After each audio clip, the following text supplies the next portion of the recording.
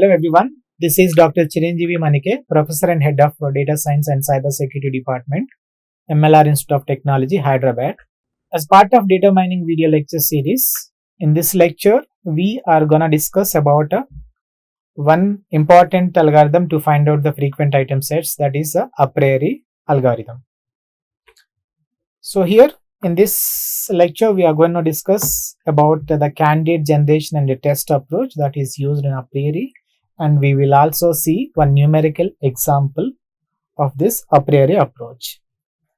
So let us first understand what is a item set lattice, how the candidate generation process, and how we would follow the testing, generation and testing. Like suppose here we have the 4 items in this from this transactional database. We could understand there are 4 items, unique items. So A, B, C, D, and their frequency, like A, how many transactions A is appeared? 1, 2, 3 transactions. So its frequency is 3, and B appeared in 4 transactions, and C appeared in 4 transactions, and D appeared in all transactions, 5 transactions. Okay, so now this is a item set generation. This is a candidate. Candidate means it could be a potential frequent item set. The candidate means a potential frequent item set. So the first step, will generate a item sets of length 1. Then we'll scan the database to find out the frequencies like this. So then we apply the test. We have to test whether these item sets are the frequent or not. So suppose if you have specified the minimum support threshold as 3 or let us say 4, the minimum support threshold, minimum support equal to 4.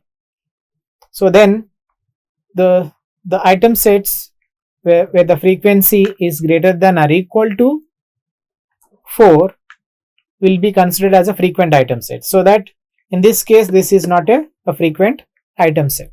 So as per the download closure property, if an item set is not a frequent item set, and no need to check it's a super item sets, so that I can just avoid this. So for the next step, this is the first step. Next step, I would consider only the frequent item sets to generate the next candidate item sets. Okay, because there is a possibility like supersets of BCD could become a frequent item sets. So that's why. So now we are going to generate a candidates like BC, BD, CD. So there is no other combinations. So now, like here, now we will find out how many times this BC item together appeared in this transactional database. So B and C items appeared here once, and here once, and here. So 3 times. So B, C frequency. Now again, we have generated the candidate item sets, and then we have to scan the transactional database to find out the frequency. Because here we just find we got only individual item frequency.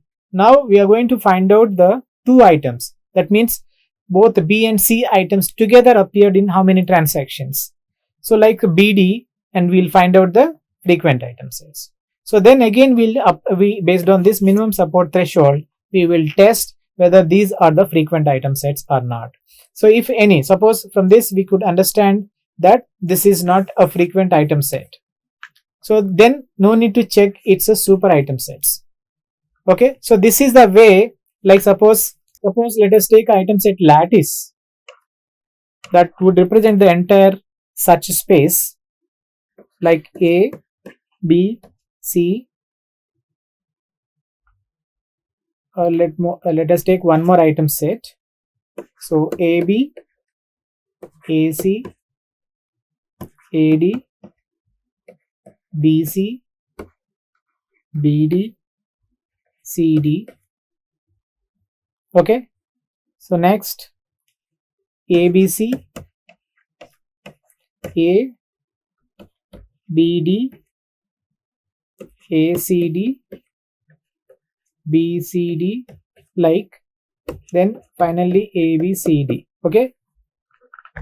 So now, so these are the item sets item set lattice. This is called as a item set lattice. Item set lattice. So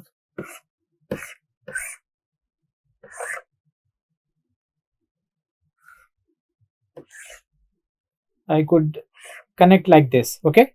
So, and similarly like ABC, like AB is a subset and AC is also, BC is also like this. This is a item set lattice. So this is the first level. So suppose, let us take a color, different color. Suppose this item set is not a frequent item set, then it's a supersets. What are the supersets of this? AB, AC, AD. These three also will not become a frequent item sets, because as per the downward closure property, so if their subset is not a frequent item set, and then this will never become a frequent item set. So no need to check. And again, it's supersets. What are the supersets? ABC is a superset, and ABD is also a superset. ACD, it's not. BCD, ACD is also superset. BCD is also superset, and again ABCD is also superset. So that means in this case we simply reduce the search space to this one. Okay, no need to check all these item sets. So you just check how many we skipped of checking and generating, like 1, 2, 3, 4, 5, 6, 7, 8, 9. Here, how many items? 6 items. So total 15. So 9 items are not frequent item sets. So we reduce this. We know it if you follow this downward closure property. So no need to check this 9 item sets, so that the search space would be drastically reduced, so that we can avoid the searching of the entire item sets in this search space. So let us just see what are the steps in this a priori. A priori is a first algorithm which is developed by the Srikant, Agarwal and Srikant, 1994. So they use this principle, or a pruning principle. That means if there is any item set, that is a priori downward closure property, that is also called as a priori downward closure property. If there is any item set which is infrequent and its superset should not be generated or tested. So this method, we follow the steps like initially we'll scan the database DB once to get a one item sets. Okay, one item set.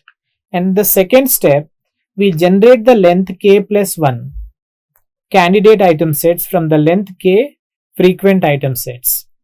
Okay, like A, B, C, then AB, AB, AC, BC, like this. These are the, let us say, one item sets. These are the two item sets where k equal to 1 here. Okay, k equal to 2 here. So the first step, what we will do, initially we will scan the database once to get the frequent one item sets. So we'll find out the frequency and we'll identify the frequent item sets. So then the second step, generate the k plus 1 candidate item sets from the length k item sets, k frequent item sets. So test the candidate against the database. So candidate means potential item sets. These are the candidate item sets. So then we'll check by scanning the database again. So terminate when the no frequent or the candidate set can be generated. And there's no candidate set need to be generated. Like suppose if there are like a AB, AC. Okay. So then if these two are the frequent item sets, so we could generate a one more candidate C, one more candidate like a ABC like this. Right. So then if there is no further, right, there is no further possibility to generate the candidate item sets, then we'll stop the termination, we'll stop the process, and we'll generate the frequent item sets. So this is the approach.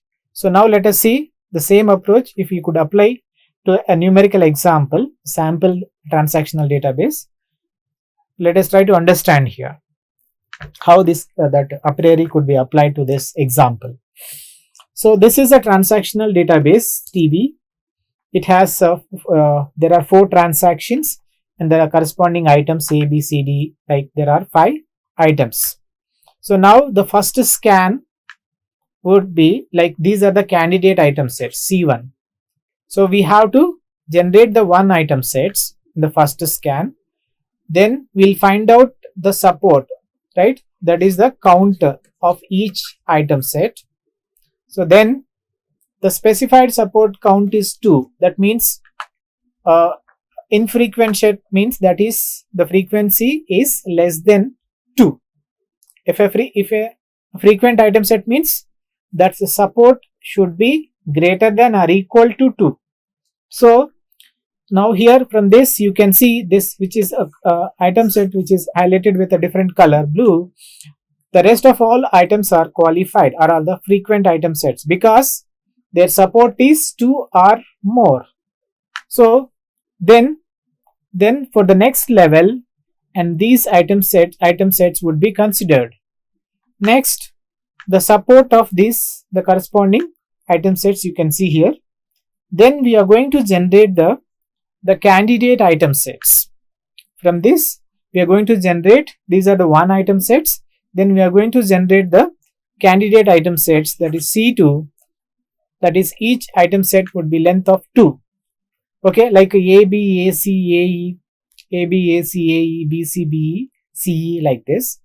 And then again we have to scan the transactional database to find out the frequency of each 2 item set.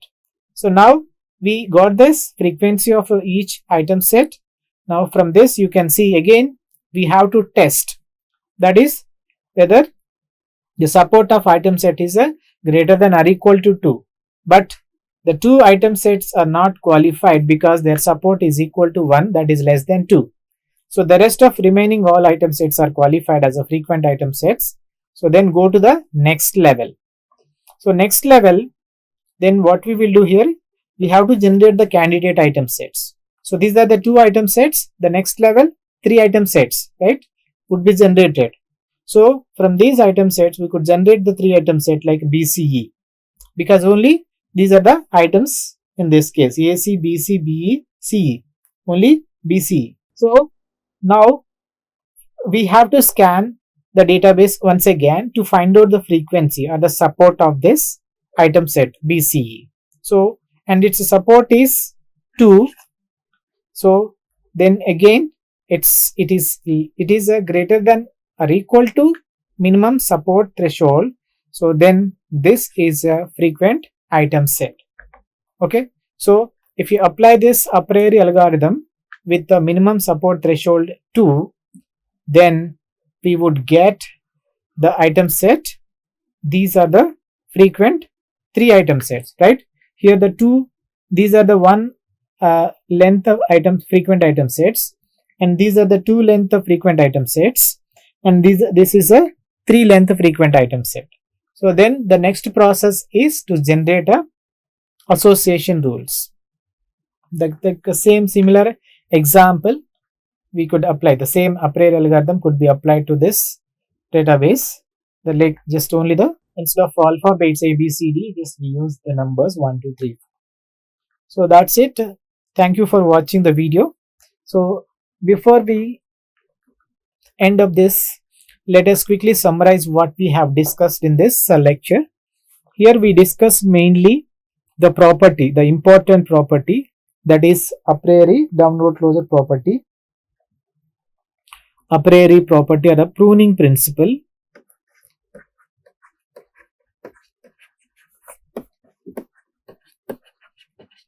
Pruning principle or a priori property or downward closure property.